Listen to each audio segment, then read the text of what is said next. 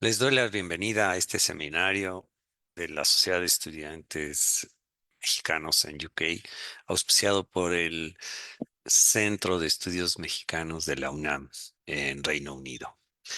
Para empezar, le solicito a Eduardo Medina, vicepresidente de la sociedad, que conduzca este seminario que va a estar muy interesante. Adelante, Eduardo, por favor. Muchísimas gracias, Antonio. El día de hoy nos acompaña Francisco. Y antes que nada, permíteme agradecer por el espacio que nos brinda UNAM UK para poder presentar los diferentes trabajos que se realizan por parte de los estudiantes aquí en el Reino Unido. Muchas gracias. Y antes de empezar, una serie de comentarios para preguntas. Cualquier pregunta que tengan, por favor, mándenla a UNAM UK, Centro de Estudios Mexicanos en el Reino Unido, para que se la podamos hacer llegar a Francisco. Y me permito presentar a Francisco. Él es un estudiante, bueno, estudió su maestría en estudios diplomáticos en la Universidad de Oxford, Reino Unido. Es licenciado de Relaciones Internacionales por la Facultad de Ciencias Políticas y Sociales de la Universidad Autónoma de México. Fue becario del gobierno japonés, donde realizó estudios de idioma y cultura japonesa en la Universidad Kagawa, en Japón.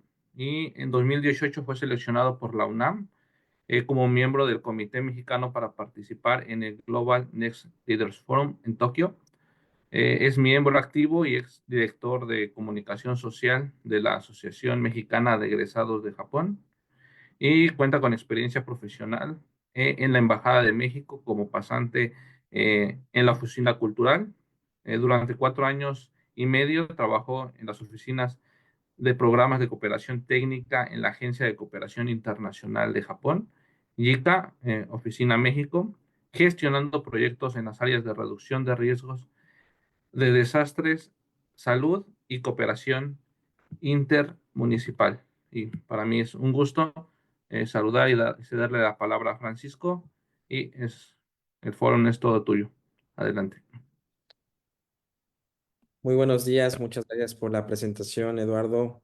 Saludo con mucho gusto a los colegas de UNAM Reino Unido, a quienes agradezco mucho la invitación, así como a los colegas que están conectados en diferentes partes de la República Mexicana y de Japón, a los colegas de JICA México que están conectados. Muy buenos días, como me han presentado, mi nombre es Francisco Nicolás y el día de hoy quisiera compartir un poco sobre la cooperación que se ha tenido entre México y Japón en materia de reducción de riesgo de desastres. Esto como un análisis dentro de mi estudio en estudios diplomáticos en la Universidad de Oxford. Me parece que este es un tema que es muy importante para México, pero que también no hemos tal vez o tendemos a olvidar mucho la importancia que es entender el riesgo, reducirlo y prevenirlo y para ante el cual Japón ha hecho grandes esfuerzos en nuestro país para poder mitigarlo y ha sido una cooperación histórica.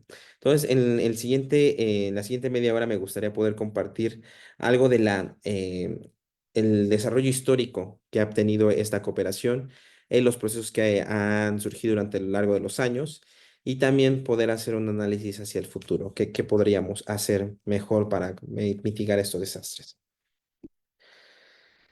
México y Japón tienen una evolución histórica diplomática muy importante. Japón es uno de los países con los que hemos tenido una de las relaciones más antiguas. Pues no sé si ustedes sepan, pero en 1614 el primer samurái, Hasekura Tsunenaga, partió de Sendai en Japón, en el noreste, que es una ciudad muy importante, y veremos después. Parte de este señorío feudal mandado por un señor llamado Dante Masamune, y llega a Acapulco, que era el puerto principal del Pacífico en ese momento, y la misión que tenía Hasekura era poder expandir las relaciones de Japón, sobre todo con el Vaticano. Entonces, aunque propiamente no existía México, llegan a Nueva España y hace un recorrido en el que va, visita Cuba, visita España, va a Roma, pues logra hacer relaciones diplomáticas, consigue una bula regresa a Japón por la misma ruta. Sin embargo, cuando regresa, se encuentra con un periodo en el que el emperador de Japón se encuentra agobiado ante la injerencia extranjera y entra en un periodo conocido como Sakoku, en el cual el archipiélago japonés se queda aislado durante 200 años. Entonces, aunque su visita marca el inicio de las relaciones, no fueron tan prósperas hasta 1874. En este año había una expectativa a nivel internacional porque se iba a poder ver el paso de Venus en la Tierra, y esto era importante para poder entender más el ciclo por supuesto, de la rotación de la Tierra. También conocer un poco más de los fenómenos astronómicos, y gran parte de los científicos se iban a reunir en el este asiático. Para ello, México mandó a Díaz Covarrubias a una misión de investigación en el cual se publicó un resumen. Lamentablemente, esta misión no pudo ver a Venus como tal porque el clima en Kanagawa, donde estaban intentando verlo, pues fue lentamente nublado. Sin embargo, la recepción que tuvieron de la parte de la comitiva japonesa permitió generar una alta expectativa del gobierno mexicano para poder iniciar relaciones. Y la publicación de este libro marca el inicio formal de las relaciones México-Japón, en 1888 la firma del Tratado de Amistad, Comercio y Navegación, que fue uno de los primeros tratados iguales para Japón. ¿Y por qué resalto esto? Porque en ese momento Japón tenía varios tratados con Reino Unido, con España, con Francia, pero en todos eran desiguales. Es decir, Japón siempre salía en términos desfavorables, tanto para navegación y sobre todo comercio. Y el hecho de que México fuera el primero de los países que tuviera un tratado igual, sentó un precedente con el que Japón pudo renegociar los tratados con las grandes potencias. Y este hecho es muy importante porque incluso hasta la fecha, dentro de Tokio, la embajada mexicana tiene un lugar privilegiado. Se encuentra caminando a 5 minutos de la Dieta o del Parlamento japonés, a 3 minutos caminando de la oficina del primer ministro y a 8 minutos caminando de la oficina del emperador. No hay otra embajada como tal. Hay edificios subarrendados, pero terrenos de la embajada, con una embajada como tal. México es la única que tiene esta posición, y es precisamente por este tratado de buena voluntad que inició en 1888.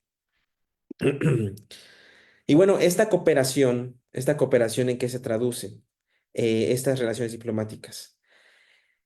Japón y México tienen entornos hidrometeorológicos y geológicos similares.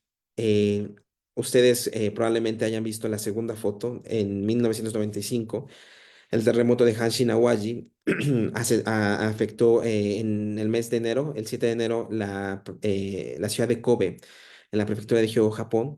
Y la magnitud fue tan fuerte que, por ejemplo, destruyó esta autopista elevada, y la ciudad quedó paralizada.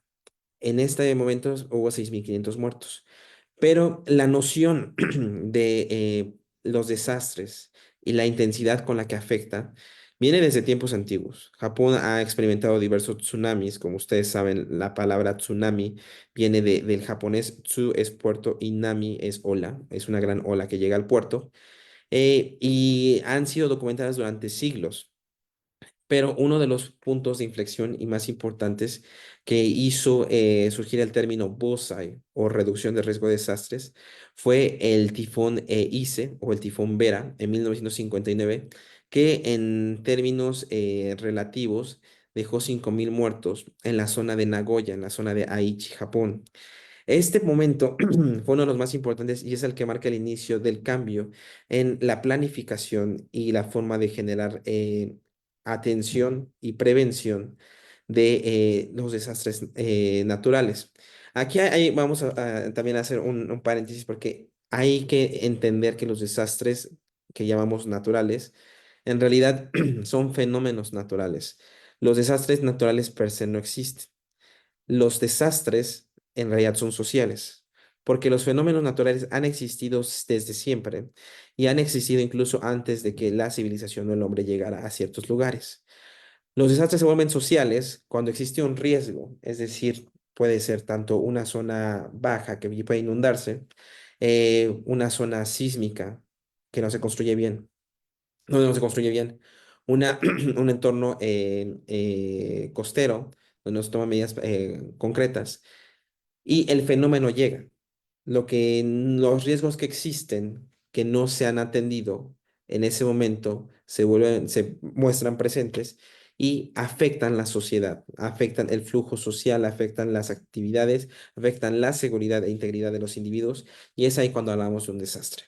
Sin embargo, si existe, por ejemplo, un sismo en una zona deshabitada, se considera un desastre natural. En realidad es un fenómeno natural, pero cuando llega el factor antropológico se vuelve un desastre social.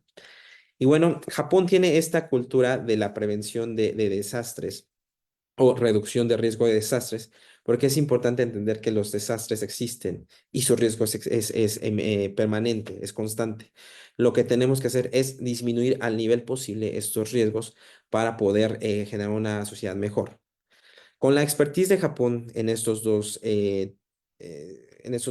cataclismos importantes, que no son los únicos, pero sí de los más fuertes. México también tuvo un fenómeno muy importante que cambió el panorama y abrió la percepción de la importancia de la protección civil. Y ese sin duda fue el terremoto de septiembre de 1985. Anteriormente también habían existido explosiones de gas en San Juanico, erupciones volcánicas, pero el terremoto de septiembre del 85 mostró la vulnerabilidad de la sociedad, de la comunicación y de la logística para poder atender y responder el desastre que estaba sucediendo en ese momento y la necesidad de gestionar correctamente este riesgo. Han habido muchas lecciones aprendidas, sin embargo, todavía en nuestro país tenemos mucho que hacer. Y uno de los ejemplos más importantes fue precisamente el año pasado en Acapulco con el huracán Otis, que en cifras oficiales hubo aproximadamente 86 muertos, pero es una cifra que se considera todavía una muy austera todavía por el nivel de impacto que tuvo un huracán de categoría 5, considerando también los efectos del cambio climático al que transformar un huracán de categoría de tormenta tropical a categoría 5 en menos de 30 horas. Y precisamente la comunicación de riesgos y la falla que hubo para alertar a la población es importante entender y mejorar en los siguientes años. Bueno, con esto quisiera compartir un poco en temas de relaciones internacionales, todo tema de cooperación, todo tema de soft power o hard power, que son dos términos que existen en la materia. El soft power es la posibilidad de generar un poder suave mediante ayuda, cooperación, sistemas culturales, amistad, cooperación, y un hard power que puede ser generar influencia o poder mediante tal vez una presión económica un poco más fuerte, por supuesto, atención militar, lograr los objetivos de un país a la fuerza. En este análisis vemos mucho y veremos el soft power y la buena voluntad del pueblo japonés para poder considerar algunos fenómenos vistos desde la perspectiva ganar-ganar. Y esto lo vamos a ver en las siguientes diapositivas. Es importante mencionar que la cooperación internacional que se ha hecho en materia de reducción de riesgo de desastres, así como en otras áreas públicas, como son salud, agricultura, agua, se han realizado mediante canales oficiales. Estos canales son mediante los ministerios de Relaciones Exteriores o la Secretaría de Relaciones Exteriores, en su caso, y sus agencias de cooperación. En este caso, de la parte mexicana, existe la AMEXID, la Agencia Mexicana de Cooperación Internacional para el Desarrollo, y la contraparte japonesa, la que ejecuta los proyectos con presupuesto japonés en México, es la JICA, la Agencia de Cooperación Internacional de Japón. La cooperación en materia de reducción de riesgos de desastres con México surge tras el terremoto del 85. Japón ya tiene una expertise en atención de grandes terremotos y México pide asistencia a Japón para poder generar un centro de prevención de desastres sísmicos. En su momento, lo que conoceríamos posteriormente como el CENAPRED, estaba enfocado nada más a atender los sismos dada precisamente el impacto que tuvo en el 85. Con ello se hizo un programa que mediante la UNAM, que se dio los terrenos para la creación del CENAPRED. Para quienes no sepan, el CENAPRED se encuentra ubicado en Delfín Madrigal, a unos cientos de metros del metro Ciudad Universitaria. Se generó la donación del terreno. La Secretaría de Gobernación instauró el Sistema Nacional de Protección Civil, el SINAPROC, y Japón, con estos dos elementos, tuvo la facultad de generar un proyecto de cooperación financiera no reembolsable, es decir, prácticamente una donación, tanto de las facilidades, del equipamiento de este centro que posteriormente fue para desastres en general, no solamente sísmicos, sino también para atender huracanes, volcanes, amenazas hidrometeorológicas. Y el CENAPRED se fundó en 1990. Se fundó en 30 de mayo de 1990 y es importante mencionar que esto no es casual. En 1888, como vimos, se firmó el Tratado de Amistad y este evento quería formar parte del centenario de las relaciones México-Japón y ser un gran hito en la amistad entre ambos países, que en su momento lo logró. Y este centro, hasta el momento, es el principal en investigación y prevención de desastres socionaturales, y es uno de los principales que ha hecho la investigación y comunicación a los estados para reducir el riesgo. Esta cooperación vemos que es importante, es la primera, es una que tiene éxito porque es sustentable, es sostenible hasta el momento y es un pilar importantísimo de la protección civil a nivel nacional. Este proyecto duró 100 años y tuvo una inversión aproximadamente de 10 millones de dólares de la época, pero eso no fue lo único. Eh, Durante esos 7 años tras la inauguración del CENAPRED, se formaron recursos humanos, es decir, personas que tenían que atender los instrumentos, que tenían que hacer los análisis y personas que tenían que tomar decisiones para alertar a la población. Durante estos 7 años se formaron mexicanos en Japón. Fueron varios sismólogos, varios hidrometeorólogos y vulcanólogos a estudiar en los principales centros japoneses con los instrumentos que tenían ya en el CENAPRED, que eran de la misma tecnología, para poder ser capaz de utilizarlos correctamente. En el CENAPRED, durante estos 7 años, también bastantes expertos japoneses estuvieron en sitio de plazos de 2 a 3 semanas o hasta incluso un año capacitando a las contrapartes mexicanas. Y esto es muy importante en la cooperación japonesa que marca un hito diferente con otras cooperaciones en cierto caso, porque la diplomacia que se ejecuta de parte de Japón busca no solamente otorgar el material o las facilidades, sino generar una capacitación que pueda ser sostenible y adecuada a las necesidades del país del cual es receptor, el país que es receptor. Y este fortalecimiento de recursos humanos fue importante en la siguiente etapa que vamos a ver. Esta foto me gusta mucho porque se muestra, por ejemplo, el actual director del CENAPRED, el ingeniero Enrique Guevara, el que fue posteriormente el director general de JICA México, la doctora Sadako Ogata, que fue la directora mundial de la agencia japonesa JICA, y que ella había sido comisionada en Naciones Unidas para la atención de refugiados. Esta cooperación fue importante y se ha mantenido mediante programas de becas y de fortalecimiento de recursos humanos, no solamente dirigidos al CENAPRED. Actualmente, la oficina de JICA tiene bastante difusión en diversas áreas, tanto de sismos, hidrometeorológicas, vulcanólogas, y sobre todo lo que se está buscando es ya una cooperación a nivel igual. Estamos viendo que en las primeras etapas, la primera etapa del Centro Nacional, que es una cooperación financiera no reembolsable, México recibe. En la segunda etapa, que es el fortalecimiento de recursos humanos, no, ya no México recibe solamente donación de equipo o facilidades, sino recibe capacitación para un largo plazo. Y en la tercera etapa vamos a ver una cooperación triangular con el proyecto Taishin.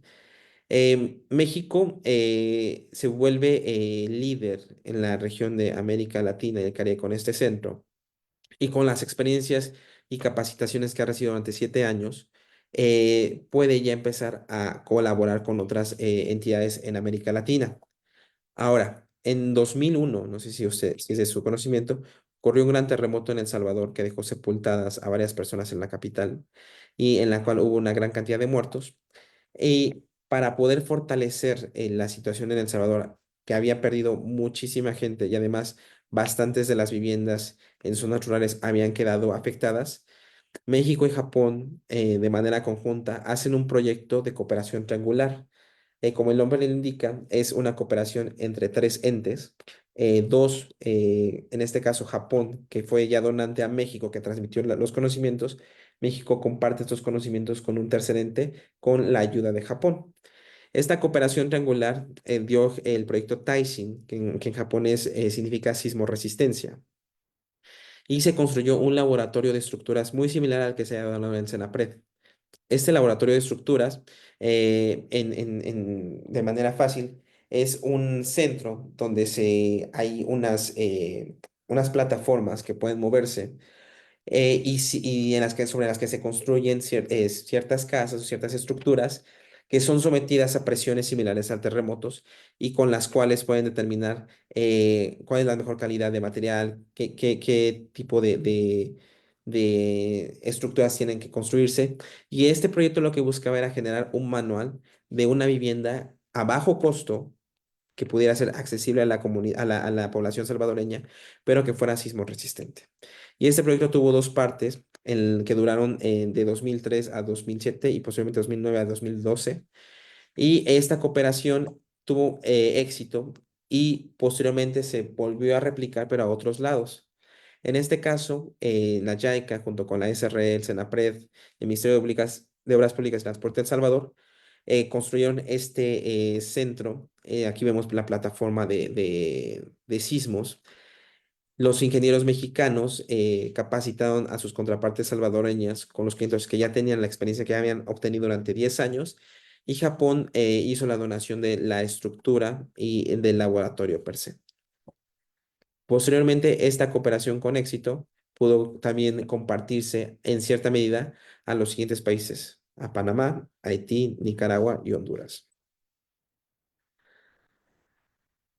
Sin embargo, vemos hasta aquí una tercera fase de cooperación. Vimos la cooperación financiera no reembolsable, donde México recibe, la cooperación en recursos humanos, donde México es capacitado, la cooperación triangular, donde ya México, con lo que recibió, puede compartir. Y creemos que México, pues, por supuesto, ya no es el mismo México del 85 al 2011, 2012, en el que México ya tiene un sistema de protección civil ya más formado, más capacitado, con la capacidad técnica que se ha compartido al CENAPED. Las capacidades en diferente medida se han fortalecido, pero encontramos que hay nuevos desastres y por lo tanto debe haber nuevas formas de cooperación. En el 11 de marzo del 2011, en el noreste de Japón, ocurre un gran terremoto de magnitud 9.1 en la costa, que es el terremoto de Higashi Nihon Daishinsai, o el terremoto de la costa de Tohoku. Y este terremoto marca un hito en la prevención, en la reducción del riesgo en Japón, porque a pesar que se tenía considerado un terremoto de magnitud 7.8 u 8 grados en la escala de Richter, y se tenía identificado un tsunami, las predicciones fueron muy modestas comparada con la realidad. Y por ejemplo, aquí estamos viendo en una prefectura en Tohoku, en la prefectura de Iwate, cómo llega el tsunami. Y este video probablemente lo hayan visto, pero los coches que están siendo sobrepasados sobre la, eh, la barrera anti-tsunamis que tenía la ciudad, que es sobrepasada inmediatamente. También en México, a pesar de que haber tenido la experiencia del 85, a pesar de haber tenido diferentes huracanes, como ustedes saben, en nuestras condiciones hidrometeorológicas son especiales, que se han acentuado con el paso del tiempo. Y la formación geológica de México también tiene sus características, convergiendo tres placas en el país. Pues en el 2017 varios de nosotros experimentamos el terremoto del 19 de septiembre, mismo día, y nos dimos cuenta que aún seguimos siendo muy vulnerables y que hay bastantes temas o capacidades que tienen que ser reforzadas. Ante ello, también hay nuevos riesgos en México y Japón. En México tenemos la brecha de Guerrero, que es un espacio entre Acapulco y Papanua, perdón, entre Acapulco sí, Acapulco y Papanua, que no ha habido un terremoto de gran escala en los últimos 60 años y que se considera que está teniendo una acumulación de energía bastante fuerte, que cuando llegue a liberarse podrá emitir un terremoto de 8 o 8,5 grados de magnitud en escala de Richter y que por supuesto será de magnitudes catastróficas, no solamente para la costa de Guerrero, sino también pues para las ciudades que están dentro del centro del país. Eh, por otro lado, en Japón tienen un problema similar. Hay una placa que se está hundiendo en la fosa de Nankai, que está al sur de Japón, y que se espera igual cuando rompa genera un terremoto de más de 7,5 grados de magnitud de escala de Richter, con tsunamis muy altos en las ciudades más vulnerables de hasta 30 metros. Entonces vemos que ambos países tienen, ya ahorita tenemos identificados ciertos riesgos, no todos, pero ciertos. Esto en materia geológica, sin contar por supuesto la hidrometeorológica, pero que son riesgos latentes y que son entornos similares que pueden beneficiarse si se hace algo de manera conjunta. Por ello, en el 2015 se inicia una propuesta para poder analizar el, el tema de una cooperación de manera equitativa, ya en materia de análisis, investigación referente a las placas y específicamente para mitigar el desastre de grandes terremotos y tsunamis en la costa del Pacífico mexicano. Este proyecto, que es de la categoría SATREPS, es un esquema del gobierno japonés que se enfoca en generar investigación científica entre universidades e instituciones, con el fin de que esa investigación científica tenga una aplicación real en la sociedad. Este proyecto se inició en 2016 y acabó en 2022 en México. Fue un proyecto realizado entre estas instituciones como principales, de las que destaca, por supuesto, la UNAM, la Universidad de Kioto como instituciones líderes en cada país y, por supuesto, con el respaldo de diversos entes, entre ellos en México el CONACYT, el Instituto de Geofísica, el CENAPRED, la MEXIT, la Secretaría de Protección Civil del Estado de Guerrero y de la parte japonesa, entre las principales, la Agencia de Cooperación y la Agencia de Ciencia y Tecnología del Japón. Este proyecto, ¿qué buscaba? Es importante que entender que las cooperaciones tienen que tener un objetivo principal y este lo que buscaba era entender cuál era el riesgo y poder comunicarlo a la población de la costa de Guerrero. Aquí vemos un mapita donde está la brecha, está entre Acapulco y Papanoa, y aquí vemos los sismos que han existido durante varios años. Y entonces podemos apreciar que en esta zona no ha existido ninguno y se espera que quiebre muy pronto. Entonces lo que se hizo fue un proyecto integral que se dividió en tres grupos. El primero buscó recolectar información en materia sísmica en el fondo marino y en tierra. Esto se llama una red de observación anfibia, como lo llamó el doctor Víctor Cruz Atienza, el líder del proyecto mexicano, en el cual se establecieron diversos sismómetros en el fondo marino. Aquí estamos viendo con el buque el Puma de la UNAM. Cada año se colocaban estos sismógrafos que venían de la Universidad de Tokio y la Universidad de Kioto. Se ponían en el fondo marino y al año siguiente se iban a recolectar, se cambiaban las baterías y se volvían a poner para poder calcular el movimiento en el fondo del mar. Japón tiene una red de alerta sísmica muy avanzada. En México tenemos los sismógrafos, los sismómetros en la costa. Entonces, La alerta sísmica, por ejemplo, para lugares como Acapulco o estados como Oaxaca o Michoacán, no existe en la costa porque ellos reciben el impacto y estas ciudades costeras que tienen los sismómetros mantienen, recolectan la información y posteriormente mediante ondas de radio se envía a la Ciudad de México y al centro del país, siendo así que el centro del país tiene 40 segundos o un minuto de prevención para evacuar. Pero en la costa, como tal México, todavía no tiene manera de prevenir el impacto. Hasta que llega, se puede mandar la señal al centro. Sin embargo, en Japón existe una red sísmica con cables submarinos que va desde toda la costa de Japón hacia el Pacífico. Es una red enorme. Y simulando esta red, se mandan estos sismómetros al fondo marino para estar calculando y midiendo el movimiento de las placas tectónicas en el suelo marino. Y con estos datos, que es muy importante, el grupo B empieza a hacer simulaciones. Aquí tenemos un pequeño diagrama de cómo funciona la posición. Se ponen los sismómetros en el fondo marino, en el límite de las dos placas. Aquí vemos el límite de la placa de Cocos y la placa norteamericana. Se dejan ahí y posteriormente al año siguiente el buque, junto con un deslizador geodésico, emiten ciertas ondas de radio que reciben los sismómetros y lo que tienen los sismómetros acá son ciertas pesas que ya cuando llegan la señal de radio, se liberan las pesas y los sismómetros flotan y y eran recolectados para obtener los datos. Se cambiaba la batería del dispositivo y se volvía a hundir para poder tener los datos el siguiente año. Con esos datos del fondo marino, se pudieron hacer modelos computacionales utilizando sistemas y computadoras de alta tecnología que solamente hay en la UNAM para poder hacer los modelos de terremotos y tsunamis. Con esto no solamente se hizo el modelo de cómo podía moverse la Tierra, sino también la velocidad máxima del suelo, la aceleración en edificios, porque no es lo mismo sentir un terremoto de intensidad baja en un edificio de dos plantas a un hotel, por ejemplo, de 15 o 30, la aceleración máxima del suelo y la duración de los movimientos.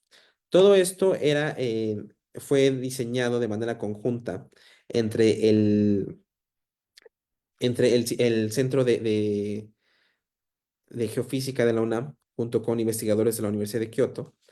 Y por ejemplo, aquí tenemos ya una simulación de tsunami, de cómo puede ser el impacto, sobre todo en la ciudad objetivo en este momento, fue el puerto de Zihuatanejo, Iztapa-Zihuatanejo, ya que aunque vemos que, por ejemplo, el tsunami está llegando, la primera ola no fue la más fuerte, sino más bien pasa cierto momento, aproximadamente 8 minutos después de que llega la primera ola, cuando estas moradas que estamos viendo son las que tienen más fuerza y generan la mayor cantidad de inundación. Ahora bien, podríamos considerar que las zonas que se pueden inundar más son las costeras, pero viendo ya de manera la simulación con los datos obviamente, del fondo marino y que se recolectaron, podemos ver que las zonas de la ladera y del centro son las que son más propensas a inundarse por el tsunami. Bueno, y teniendo estos datos, ¿qué es lo que podemos hacer? ¿Qué es lo que se tiene que conocer?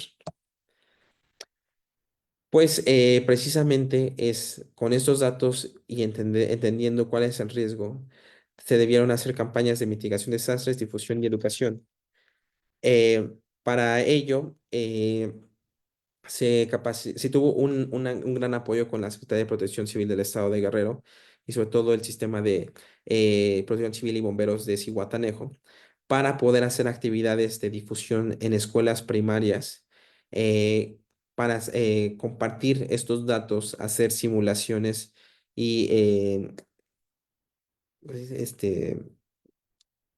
simulacros de evacuación ante tsunami en escuelas primarias de Zihuatanejo. Se llevaron a los directores de protección civil locales a Japón a conocer los principales avances en materia de evacuación ante tsunamis en Kochi, Japón. Aquí vemos los estudiantes de las preparatorias de Kochi, que son los que vivían en las zonas inundables y que sabían a dónde tenían que evacuar. Ellos estaban explicando a las autoridades mexicanas cómo ellos promovían de manera más amigable hacia la sociedad, la importancia de evacuar y cómo evacuar. Este es el inicio de una torre de evacuación ante tsunamis que es importante y varias autoridades locales fueron a Japón, también hubo varios seminarios en el Guerrero para poder difundir estos conocimientos y por supuesto, esto al ser un proyecto de nivel binacional, todos los conocimientos se quedaron en la parte mexicana, tanto en el CENAPRE como en Protección Civil, y se bajaron las autoridades locales de Guerrero para poder conocer qué hacer. Entonces, estamos viendo cuatro fases de cooperación. Una es una fase de recepción, cooperación financiera no reembolsable. La segunda vemos una fase de capacitación de recursos humanos. La tercera es una cooperación triangular en la que lo que ya se entendió las primeras dos fases se comparte a un tercer país. En la cuarta fase ya vemos una igualdad, una equidad en materia de cooperación académica científica. Ya México tiene la capacidad de generar conocimiento a la par que Japón. Y la siguiente pregunta es, pues, ¿ahora qué sigue? ¿Qué se debe hacer? En esto hay varias perspectivas y me parece importante que lo que estaba haciendo la oficina de JICA hasta el año pasado es enfocarse sobre todo en la cooperación científica triangular. Es decir, lo que se conoce de este proyecto, el proyecto SATREP Tsunami, se puede compartir de cierta manera a otros países y precisamente este año se inició un nuevo proyecto de cooperación con El Salvador para ver un riesgo similar en caso de que hubiera un gran terremoto en la costa del Pacífico, que tanto Salvador, Japón y México comparten. No solamente identificar el riesgo de inundación o las zonas que pueden ser afectadas, sino conociendo eso, de qué manera se pueden mitigar los riesgos compuestos. El riesgo compuesto es un término interesante porque implica el efecto que existe tras el desastre. Como lo pudimos ver, por ejemplo, el año pasado con el huracán Otis en Acapulco. El huracán impactó un día, una noche, pero el efecto económico y el efecto social del desastre duró meses. Las cadenas de suministros quedaron cortadas, la instalación eléctrica devastada, la ciudad incomunicada, posiblemente las labores de limpieza, de establecimiento de servicios, telefonía, agua, el impacto económico, turístico que tuvo el puerto, por ejemplo, todo ese efecto que surge de un desastre se denomina el efecto compuesto. Y este proyecto que estaba iniciando la agencia JICA con los tres gobiernos, estaba viendo hacia el riesgo compuesto tras un gran tsunami en principales puertos comerciales, en este caso Manzanillo y en otro en El Salvador. ¿Por qué? Porque en el 2011 en Japón, además del impacto que hubo en la costa noreste, en las cadenas de suministro de coches, muchas fábricas que estaban en la costa, muchas fábricas también petroquímicas que estuvieron en la costa y que fueron impactadas, que también sus sustancias fueron derramadas al océano, generaron un impacto tanto económico, social y ambiental que fue de gran escala y por lo tanto, ¿de qué manera antes de que ocurra un desastre podemos proteger esas instalaciones o mitigar el riesgo de que ciertas consecuencias pasen? Ese era la siguiente categoría. Sin embargo, creo que también es importante considerar un factor que es cada vez más fuerte y cada vez es más constante y es el cambio climático. Sin duda, estamos en una época en la que no solamente tenemos que ver los riesgos geológicos, como son sismos, porque como sabemos los sismos no se pueden predecir todavía, los sismos se pueden reducir su riesgo, pero no podemos saber exactamente cuándo va a ocurrir un sismo. Podemos tal vez mejorar nuestro sistema de alertamiento, pero más allá de conocer la alerta, porque la alerta es un sistema en el que uno escucha y reacciona, pero tenemos que empezar a pasar de una cultura de estar esperando que algo suceda para hacer algo, a hacer algo antes de que suceda, que ese es el término BOSA en japonés, o el término de reducción de desastres, es antes de que suceda, ¿cómo me preparo? Hay un ciclo para el manejo de desastres que inicia con el conocimiento del desastre, estar consciente de que algo puede pasar, que a veces en México tenemos mucho, no, no hables del sismo porque no, no, si lo dices puede pasar otra vez. No, sabemos que van a venir huracanes, que van a venir inundaciones, que van a venir sismos. esos fenómenos naturales van a seguir existiendo y tal vez con el tiempo se van a volver cada vez más fuertes, pero lo que podemos hacer es mitigar el riesgo, identificar, ¿sabes qué? En esta ladera, si llueve mucho y las rocas se están desprendiendo, pues se pueden caer y puede tapar esta carretera que es vital. Pues podemos quitar las rocas y tal vez tapar la ladera. O si es sismos, bueno, vemos que esta casa ya no es, ya es bastante vieja, pero hay ciertas formas de, si tal vez no hacer una reestructuración completa, bueno, sabemos que el mueble se puede caer, existen ciertas objetos que pueden ajustarse al techo. Por ejemplo, en Japón hay mucho de los libreros, ponerle como un soporte especial pegado al techo para que el librero no se mueva con el terremoto, sino como que quede fijo y estable. Entonces, hay acciones pequeñas que nosotros podemos hacer como sociedad, como individuos y también a nivel gubernamental. Me parece que es importante todos estos conocimientos que a veces pueden quedar en las autoridades, tienen que sí bajar de manera efectiva a la población, porque no estoy seguro de cuántos de nosotros sabíamos el día de hoy que existían estos proyectos de investigación científica que buscaban mitigar tsunamis, pero que ya existen y ya se hicieron planes, pero ahora hay que ejecutarlos. Y con el tiempo vamos a estar viendo más fenómenos en el cambio climático, en temas de inundaciones, en temas de huracanes. Entonces, mi aportación sería generar planes maestros en zonas estratégicas, como por ejemplo el puerto de Acapulco o puertos importantes turísticos, Cancún, etcétera. Igual puertos que son importantes para la economía, el puerto de Veracruz, puerto de Salina Cruz, puerto de Lázaro Cárdenas de Michoacán, Manzanillo, que estos puertos pueden ser también vulnerables a estos desastres y de qué manera podemos fortalecer su capacidad para evitar que sean inundados, que sean vulnerables ante tsunamis y que sean sustentables, no que sea una característica única de cierto punto, porque lo que se ha visto en la cooperación japonesa es que hay una metodología y hay un paso constante, hay un plan maestro a largo tiempo, que a veces probablemente con los cambios de administración en México pueda llegar a verse comprometido.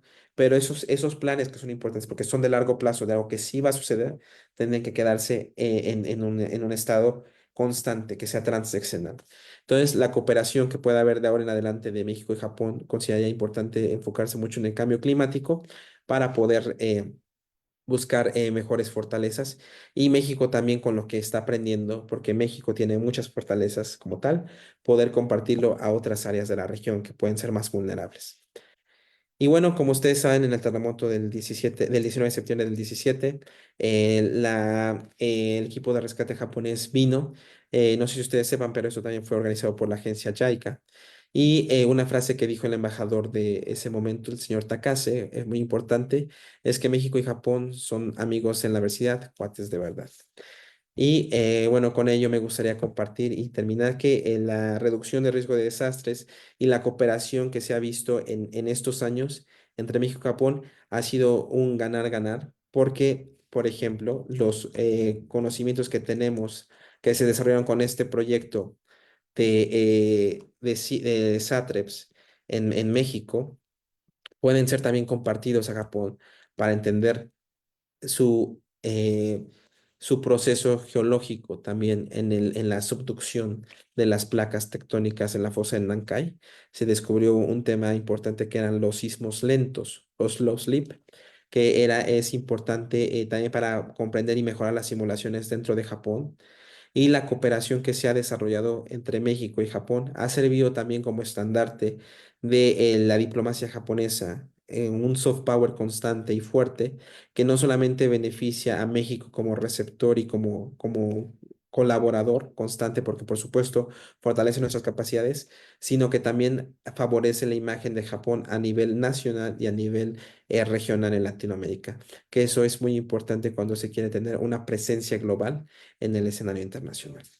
Y bueno, esta es mi presentación y pues quedo atento a sus dudas, preguntas y comentarios, esperando que haya sido de su agrado. Muchas gracias.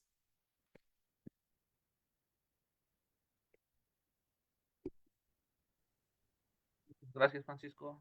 Una plática muy enriquecedora. O sea, creo que diste datos muy puntuales y nos diste un programa muy, muy amplio respecto a esta cooperación internacional.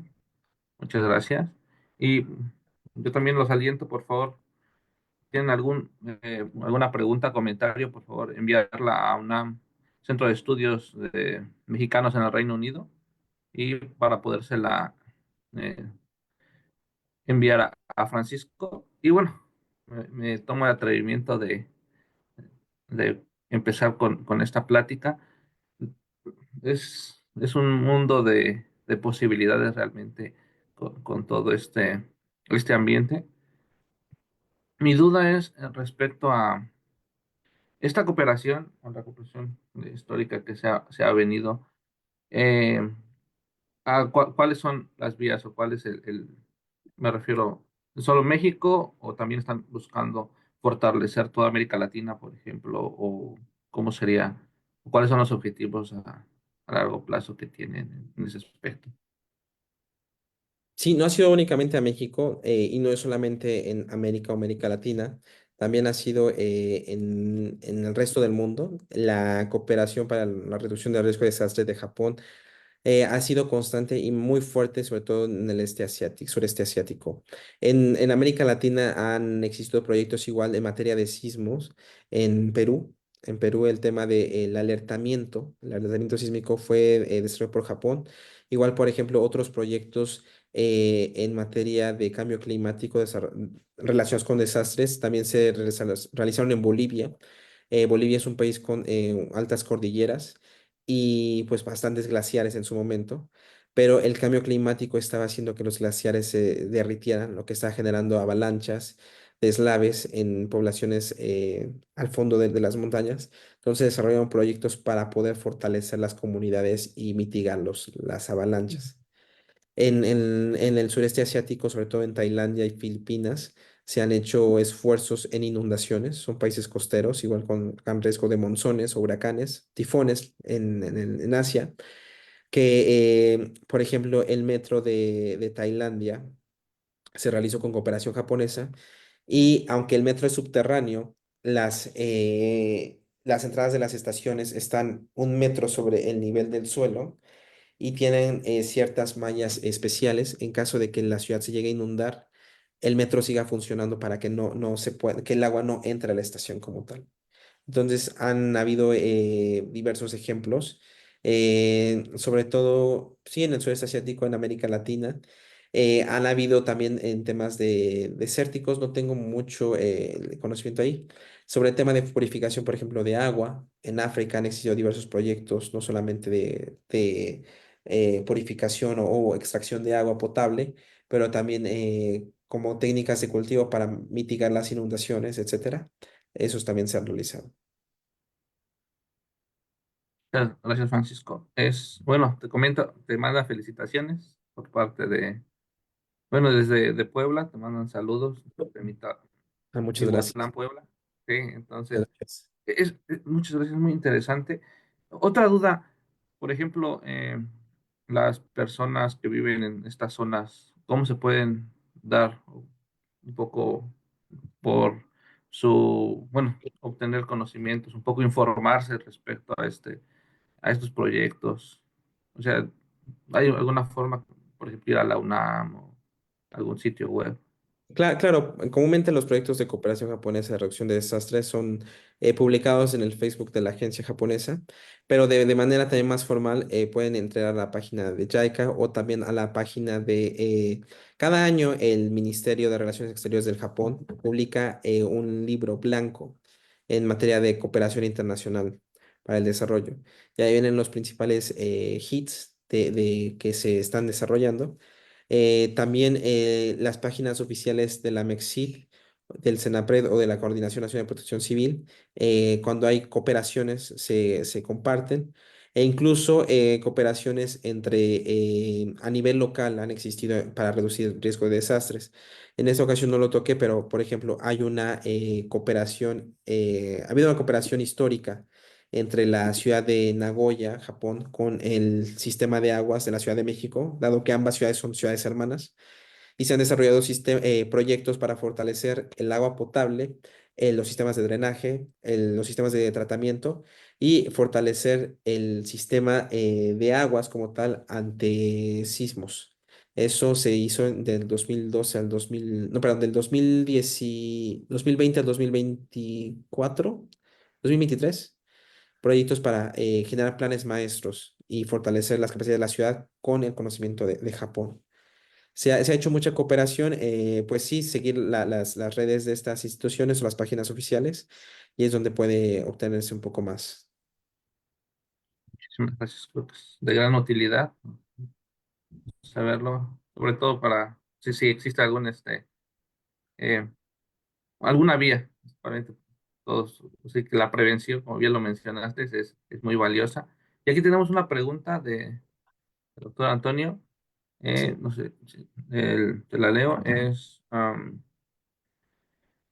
la estructura es muy, bueno, es muy estructurada y ilustrativa tu presentación. Los logros en cooperación y colaboración son evidentes y la exportación hacia las cooperaciones trilaterales en la región del Pacífico para México y regiones oceánicas. Es, bueno, una puntualización que se menciona. Y bueno, aquí la pregunta es, en este sentido, también la cooperación podría extenderse a la región caribeña, en tanto de los bueno, términos de fenómenos naturales, ciclones y sismos, y hay alguna visión de extender este tipo de colaboración para la región Pacífico. Creo que es lo que Sí, mencionaba. sí, de hecho sí, sí ha existido cooperación, como comenté en el proyecto triangular con El Salvador. Las buenas experiencias se compartieron con Panamá, Haití, Nicaragua y República Dominicana, especialmente después del sismo del 2010 de Haití. Se hizo una cooperación en materia de reforzamiento estructural. Tengo entendido que la cooperación triangular hacia el Caribe ha sido en menor medida, pero eso también depende mucho del interés del Estado mexicano como tal, y eso es algo que tenemos que ver, porque aunque ahorita vimos en la relatoría que la cooperación ha sido sobre todo una etapa de recibir y posiblemente ya compartir, luego estar a la par, tenemos que también empezar a ver que México no solamente debe ser receptor de esta cooperación o igual, sino que tiene que ya empezar a tomar un liderazgo a nivel regional también y empezar a promoverse a sí mismo como cooperante fuerte. Ahorita hemos visto que la cooperación ha sido para fortalecer a México, pero una vez que México esté fortalecido, debe ver la manera de poder encontrar cómo cooperar no solamente obviamente a la zona de influencia que es Centroamérica o Latinoamérica, pero también en el Caribe que haya habido un tema sobre todo posiblemente del lenguaje. Como sabemos, en Haití se habla francés y también de situación política. Haití es el país más pobre de toda la región y con la menor estabilidad. De hecho, estoy consciente que en el terremoto de hace 2 años, cuando igual que fue muy fuertemente golpeado Haití, había tenido un golpe de estado una semana antes, lo que dificultó mucho la llegada de ayuda internacional porque no había un sistema de gobierno al cual dirigirse. Y tengo entendido que la Coordinación Nacional de Protección Civil mandó ayuda, pero solamente la entregó como a sitio y no se involucró tanto en el rescate precisamente por la falta de la gobernanza, que es un tema muy importante en la atención de los desastres. Porque si bien puede haber prevención y atención, en el momento en que existe el desastre, tiene que haber una estructura que sea capaz de mantener el orden y la estabilidad tras el desastre y este punto de inflexión, para posteriormente en el mediano y largo plazo reconstruir de una manera mejor. Ese es el ciclo del desastre. Y bueno, lamentablemente en Haití ha sido un poco complicado el sistema político-económico. Tengo entendido que hay cooperación muy constante con República Dominicana. Eh, con las islas caribeñas no estoy tan seguro porque me parece que más bien es la oficina de Panamá la que da el apoyo más hacia ya destinado como a Jamaica y a San Kitts Nevis, al resto de las pequeñas islas del Caribe. Pero lo que se puede hacer tal vez, y es cierto, es hacer cooperación tal vez regional, porque no solamente México ha recibido ese tipo de cooperación, también como mencioné Perú, y Colombia, Ecuador, tal vez hacer un hub regional que pueda atender en cierto momento hacia el Caribe, debería ser también una posible idea de cooperación en el futuro. Bien, muchísimas gracias, muy interesante. Y bueno, un último comentario. Eh, bueno, aquí cabiendo la posibilidad de todos estos estudios que hay referente al cambio climático, el que bien apuntabas de la costa y de las inundaciones. ¿Cómo o cuál sería tu recomendación para poder dar divulgación a estos estudios, a los resultados, sobre todo alertar también a la población para que se pueda preparar? Sí, de hecho, por ejemplo, el estudio SATREPS, sí se hizo muchísima publicación científica al ser un proyecto precisamente de cooperación técnico-científica. Se desarrollaron bastantes artículos en inglés principalmente para la difusión, pero estos eran como más hacia una perspectiva de ciencias duras, geodésicas, que es importante, no hay que dejar, pero tal vez la forma o el impacto social, porque estos proyectos pueden verse desde varias lentes, pueden verse desde el lente técnico y no solamente el riesgo de desastre, sino también hay otros sectores que trabaja la cooperación japonesa, como la agricultura, la salud, los recursos hídricos. Pueden verse como desde el lente técnico o puede verse desde un lente internacional, como intenté en este momento un poco la concatenación de ganar-ganar, del soft power, de la influencia de los países, o puede verse tanto un tema ya más de recepción, de cooperación, desarrollo, puede verse de varios lentes. Y este proyecto, al menos el último, el SATREP, sí se hizo divulgación científica en materia de estudios geológicos, hubo bastante.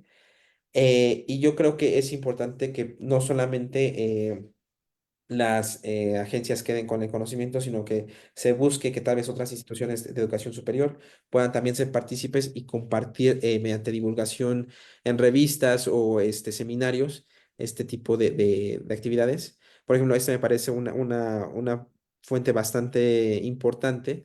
Pero si queremos dejar algo por escrito, sí hay que estar, me parece que podría ser un poco más del lado mexicano, poder plasmar no solamente en reportes, porque sí existe, por ejemplo, en la MEXID está el reporte anual donde se menciona el proyecto, pero no es hasta que uno excava e indaga que puede conocer los detalles del mismo.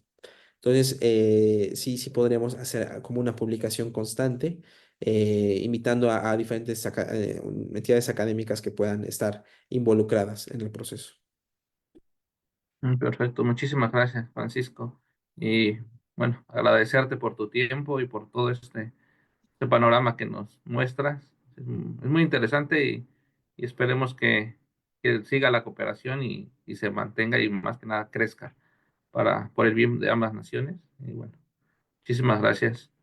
Muchas Creo gracias. que sería, no sé si... Pues muchas gracias, Eduardo. Muchas gracias, Francisco, por esta excelente charla. Y nada más me resta decirles que nos vemos en 15 días nuevamente para escuchar a estudiantes mexicanos en el Reino Unido. Muchas gracias y que la pasen muy Excelente. bien. Muchísimas Muchísimas gracias. gracias. Hasta Hasta luego. luego.